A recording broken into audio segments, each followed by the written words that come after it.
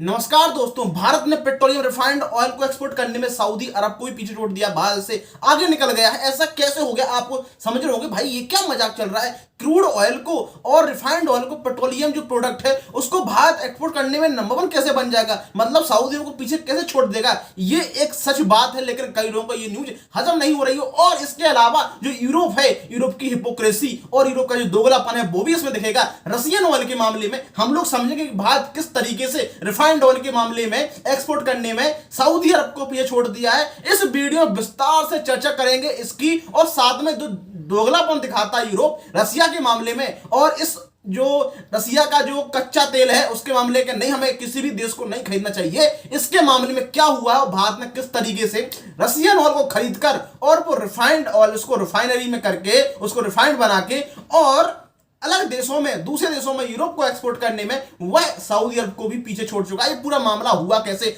आप लोगों को पता है कि पिछले साल 2022 में रसिया और यूक्रेन के बीच में युद्ध शुरू हो जाता है। क्यों? उनके आपसी विवाद थे, जैसा कि क्रीमिया वॉर भी दिखा था 2014 में, जब रसिया ने क्रीमिया पे कब्जा कर लिया था। तब रसिया तभी चाहता है कि जो यूक्रेन है वो रसिया का हिस्सा बने, लेकिन चलो उस मामले को हम छोड़ देते हैं। लेकिन जैसे ही रसिया ने यूक्रेन पे हमला करता है, जो यूरोपीय कंट्री है, जो नाटो देश है, इसके अलावा G7 देश हैं, उनने क्या किया है कि भाई अमेरिका हो गया, यूरोप हो गया, उनने क्या किया कि जो रसिया का जो ऑयल है, कच्चा तेल है, उसको नहीं खरीदेंगे भाई साहब, हम नहीं खरीदेंगे। और साथ में उनने अपने सहयोगी देशों उनसे भी कहा कि नहीं खरीदो। जापान हो गया, ठीक है भैया नहीं खरीदेंगे। लेकिन भारत ने ऐसा नहीं किया, क्योंकि भारत की आवश्यकता है खरीदना। भाई हम आपके ऊपर निर्भर करेंगे, और भारत अपना डिसीजन खुद लेगा, जैसा कि भारत ने किया। और भारत ने रसिया का क्रूड ऑयल खरीदा और खुद रिफाइंड किया, और वो भी कम दामों पे। जो विश्व में जो दाम चल रही थी पूरे वर्ल्ड लेवल पे, जो इंटरनेशनल प्राइस थी कच्चे तेल की, वो क्रूड ऑयल की, हमने उस दाम से कम दाम पे रसिया ने हमको प्रोवाइड करवाया, हमने खरीदा। अब यहां पे बात क्या आती है इसी बीच में, क्योंकि यूरोप एक जो सबसे बड़ी यूरोप की चीज है वो ऊर्जा की आवश्यकता।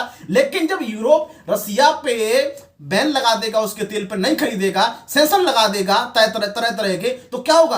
अब यहां पे क्या होने लगा, जब रिपोर्ट अलग अलग आने लगी चाहे इंटरनेशनल ऑर्गेनाइजेशन के थ्रू, कि भाई जो यूरोपीय कंट्री है या फिर G7 कंट्री, यहां पे मंदी आने के, रिसेशन आने के सबसे ज्यादा चांस वही भारत में।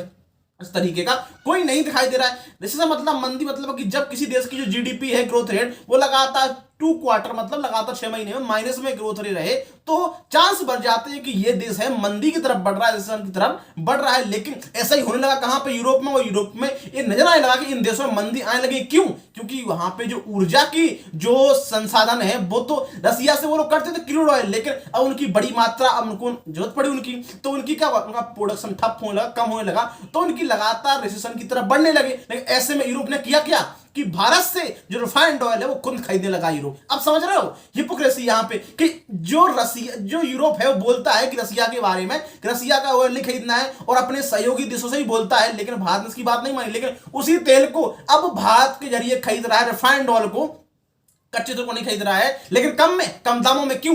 अब जब रसिया से खरीदेगा तो उसको वही दाम देने पड़ेंगे जो इंटरनेशनल प्राइस है। लेकिन अब वो भी चाल चल रहा है कि भाई भारत खरीदो और भारत सिर्फ सप्लाई करो। इसी की वजह से भारत का क्या हुआ कि भारत रिफाइंड ऑयल में सप्लाई करने के मामले में सऊदी अरब को पीछे छोड़ दिया। रिफाइंड, अब रिफाइंड होता क्या है समझो पहले, कि भाई भारत ने कच्चा तेल खरीदा। अब कच्चे तेल में क्या होता है? उसमें पेट्रोल भी रहता है, उसमें डीजल भी रहता है, मिट्टी का तेल भी रहता है। तो अब वहां से जो क्रूड ऑयल हमने खरीदा है रसिया से, हमने उसको यहाँ पे, हमारे यहाँ रिफाइनरी है, हमको रिफाइन करते हैं। जैसे कि पता है मुकेश अंबानी की मेन जो बिजनेस क्या है तेल का, वो भी रिफाइन करते हैं। और हमारे पास बहुत सारी कंपनी और भी है, जैसे इंडियन ऑयल होगा, हिंदुस्तान पेट्रोलियम होगा, ये क्या करती है? रिफाइन करती है कच्चे तेल को, फिर बाद में हम इसको डिस्ट्रीब्यूट करते हैं और लोगों के पास जो यूज करने के लिए वो जाता है पेट्रोल पंप के पास, तो हम लोग खरीदते हैं उसको, अपना यूज करते हैं। लेकिन अब यहाँ पे हुआ क्या कि जैसे ही यूरोप ने उसका बंद कर दिया तो यूरोप की जरूरत पड़ी बहुत सारी, तो भारत ने क्या किया, क्योंकि रसिया ने भारत को ऑफर किया कम दाम में खरीदो, तो भारत को खरीदना चाहिए, स्वाभाविक सी बात है। भारत ने खरीदा और ज्यादा से मात्रा में खरीदा। अब यहाँ पे एक फैक्ट इंपोर्टेंट है कि जहां भारत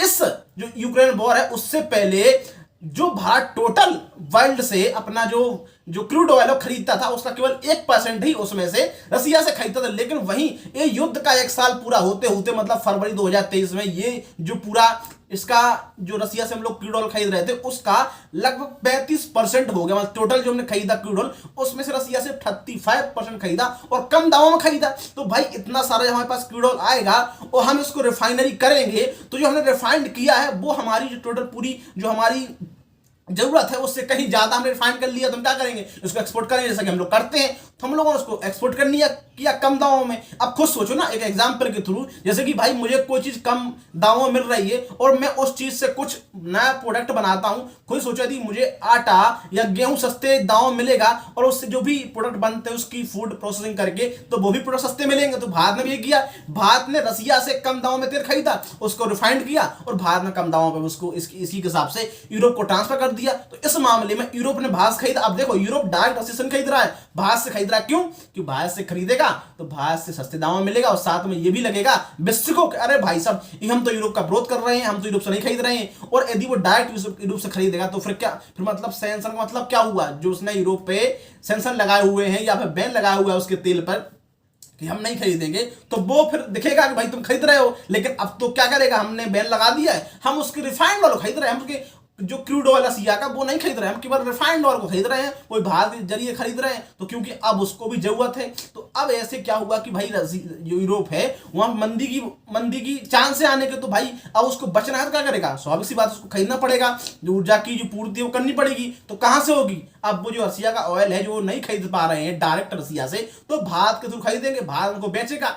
इसी की वजह से भारत ने सप्लाई की, भारत का क्रूड ऑयल का जो एक्सपोर्ट है वो बड़ा है, इसलिए भारत ने क्या किया, ज्यादा एक्सपोर्ट किया। तो भारत का रिफाइंड ऑयल में सप्लाई करने में भारत एक यूरोप का लार्जेस्ट साझेदार बन गया, उसको सप्लाई बन गया, उसको यूरोप को सप्लाई करने में रिफाइंड ऑयल के मामले में। तो इसी तरीके से भारत ने सऊदी अरब को पीछे छोड़ दिया है एक एक्सपोर्ट करने के मामले में, जो रिफाइंड ऑयल है उसको एक्सपोर्ट करने के मामले में भारत ने सऊदी अरब को पीछे छोड़ दिया। यही न्यूज बहुत सारे लोगों को समझ में नहीं आ रही कि भाई ये हो क्या रहा है। मतलब भारत तो खुद नहीं बनाता तेल, मतलब खुद तो भारत पास इतना ज्यादा तेल है नहीं, क्योंकि हम तो खुद अपनी जरूरत का तेल अधिकतर जो 80 से 90% जो हमें जरूरत का होता है वो हम बाहर से खरीदते हैं। तो ऐसे में हम लोग एक्सपोर्ट कर रहे हैं तो ये तो बहुत बड़ी बात है। लेकिन हमारा दिक्कत ये है कि भाई हम लोग एक्सपोर्ट तो पहले भी करते थे, हमारी जो कंपनियां हैं वो रिफाइंड करके, हमारे पास रिफाइनरी का बहुत बड़ा सिस्टम है, हम लोग करते हैं।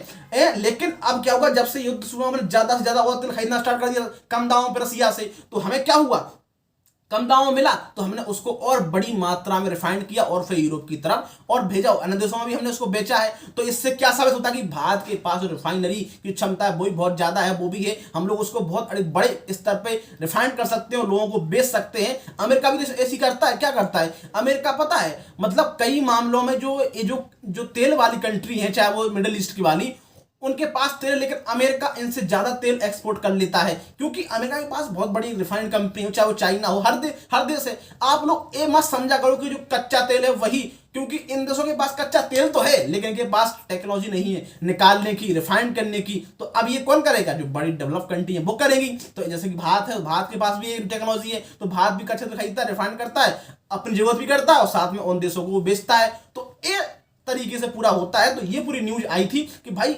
रसिया पे बैन लगाया तो और यूरोप खुद भारत से खरीद रहा है उसी का तेल कम दामों में। अब यहाँ पे यूरोप को भी फायदा है, कैसे कि भाई भारत कम दामों में खरीदेगा रसिया से, अब कम दाम में खरीदेगा, जो यूरोप है उसको भी कम दामों में मिलेगा। तो इस तरीके से यूरोप को फायदा होगा। नुकसान किसको हो रहा है एक प्रकार से, रसिया को, क्योंकि यदि वो बैन ना लगाए तो रसिया का वही तेल है जो वास्तव में इंटरनेशनल प्राइस चल रही है इंटरनेशनल मार्केट में जो क्रूड ऑयल की पर बैरल, उसी दाम में वो खरीदेगा। लेकिन अब क्या होगा कि रसिया के से उसका दाम जो तेल है वो कम दाम में खरीद रहा है, भारत खरीद रहा है, उसको रिफाइंड कर रहा है। तो इस तरीके से रसिया को हटा है, लेकिन यूरोप को, भारत को फायदा हो रहा है। लेकिन जो यूरोप का इससे क्या दिखता है कि यूरोप जो बातें करता है, जो दिखाता है पूरे वर्ल्ड में, कह रहे हम रसिया के खिलाफ हैं, रसिया गलत कर रहा है, और जो देश खरीद रहे थे रसिया से उनसे ही बोल रहा था कि अरे यार तुम मत खरीदो रसिया से तेल, आप उन देशों के सामने खड़े हुए, ये तो दुश्मन है वगैरह वगैरह, जो नाटो के सहयोगी देश हैं या फिर और देश पूरे वर्ल्ड से बोल रहा था। और वही यूरोप अब अपनी जरूरत के लिए उसी रसियन ऑयल के रिफाइंड ऑयल को खुद खरीद रहा है। इसी की तरह से जब ऐसा लगा, मंदी आने लगी तो जरूरत पड़ी। इसी प्रकार से जो जापान है वो भी सोचता था ठीक है चलो हम नहीं खरीदेंगे, G7 कंट्री है, लेकिन जब जापान को लगने लगा भाई हमारी अर्थव्यवस्था भी कुछ चीज है, हमें भी जरूरत में करनी है, ऊर्जा की जरूरत है,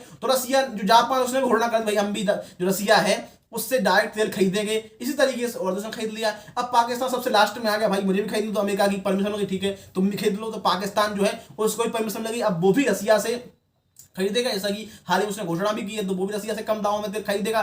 तो ओवरऑल यहाँ पे हुआ क्या है कि रसिया का तेल है कुछ बैन से कुछ रसिया कुछ फर्क पड़ा है, जो लगाया है यूरोप ने। लेकिन हाँ ये फर्क पड़ा है कि भाई उसकी जो जिस दाम पे तेल बेचना था उस दाम पे नहीं बेच रहा है, कम दाम पे हो रहा है। लेकिन अब चूंकि एक बड़ा उत्पादक देश रसिया इसका क्रूड ऑयल का उत्पादन करता है तो स्वाभाविक सी बात है वो तो बेचेगा। अन्य देशों की जरूरत भी है तो सप्लाई करेगा, लोगों के पास लोगों की डिमांड है तो वो जरूरत की पूर्ति करनी है तो वो तो बेचना पड़ेगा और उसको बेचना होगा और लोगों को लेना होगा। तो चाहे वो किसी माध्यम से जाए लेकिन लोगों तक पहुंचेगा। लेकिन हाँ कुछ ना कुछ नुकसान हो रहा है रसिया का क्योंकि वो उस दाम पे नहीं बेच रहा है। तो ये यूरोप का एक प्रकार से वो दिखाता है कि यूरोप जो दिखाता है कहता है कि भाई ना खरीदो और फिर वही एक अलग तरीके से भारत के माध्यम से वो खरीद रहा है। और इसी नजरिए इसी की वजह से भारत जो है वो एक यूरोप का एक लार्जेस्ट सप्लायर बन गया है। किसका? क्रूड ऑयल का, मतलब उसका जो रिफाइंड ऑयल है इस मामले में। इसलिए भारत ने सऊदी अरब को फिर छोड़ दिया कि रिफाइंड ऑयल को एक्सपोर्ट करने के मामले में। तो इस तरीके से पूरा सिस्टम हुआ था। लेकिन यहां पे बात यह कि अमेरिका भी ये चाहता है कि चलो ठीक है, मतलब इस मामले में अमेरिका भारत का वो नहीं कर रहा कि भाई आप यूरोप क्यों कर रहे हो और यूरोप क्यों ले रहा है, ठीक है।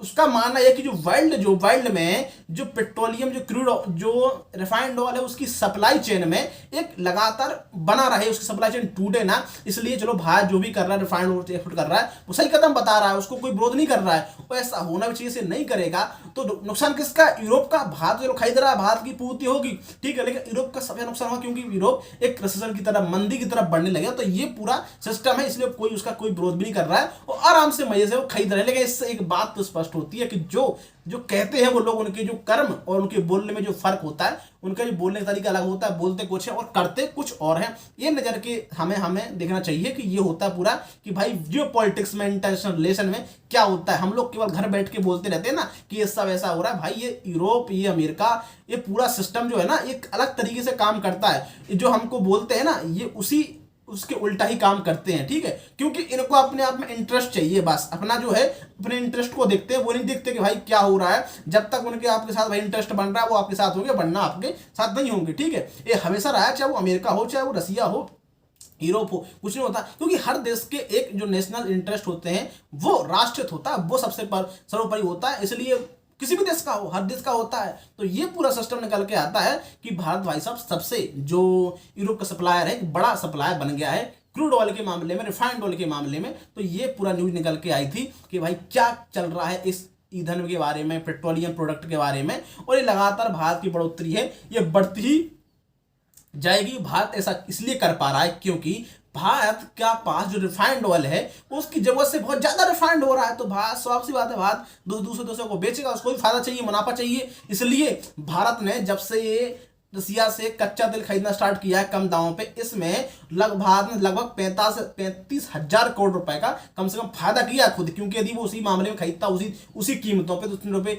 भारत को चुकाने पड़ते, लेकिन उसने इतने रुपए बचाए हैं। तो ये भारत के लिए भी एक अच्छी बात है कि भारत के रुपए कम से कम बच रहे हैं। और ऊर्जा के मामलों में, क्योंकि जो पेट्रोलियम प्रोडक्ट है या पेट्रोलियम ईंधन है, काफी हमारे लिए जो इकोनॉमी के लिए बहुत ही इंपॉर्टेंट होते हैं। क्योंकि जब तक यदि चाहे वर्ल्ड लेवल पर हो या भारत में कहीं पर जहां भी यदि ईवी जो इलेक्ट्रिक व्हीकल हैं वो नहीं बन पा रही है, हमारी जो अर्थव्यवस्था इसके ऊपर नहीं हो रही है, तब तक हमें पेट्रोलियम के ऊपर भी जो है दुनिया को निर्भर रहना होगा, जो कि रहती आई है लगभग इतने एक सदी तो होने वाली है, ठीक है, जब से पेट्रोलियम की खोज हुई है। तो उस तरीके से पेट्रोलियम के ऊपर तो पूरी दुनिया डिपेंड है। तो हम इस तरीके से उसको रोक नहीं सकते, चाहे कितना ही प्रतिबंध लगाओ किसी देश को, लेकिन उसकी भी जो प्रतिबंध लगा रहा है उसकी भी कहीं ना कहीं जरूरत होती है। लेकिन ये बात तो स्पष्ट है कि भाई जो यूरोप बोलता है ना कि ये रसिया ये है, आप दुश्मन देशों से खड़े हो, दूसरे देशों में बोलता है आप खरीद रहे हो और वही फिर देश खरीद रहा है, तो ये कहाँ मतलब नहीं है। ये तो बहुत खतरनाक वाली आपको हिपोक्रेसी है। आप क्या बोल रहे हो, क्या दिखा रहे हो, दुनिया को क्या दिखा रहे हो।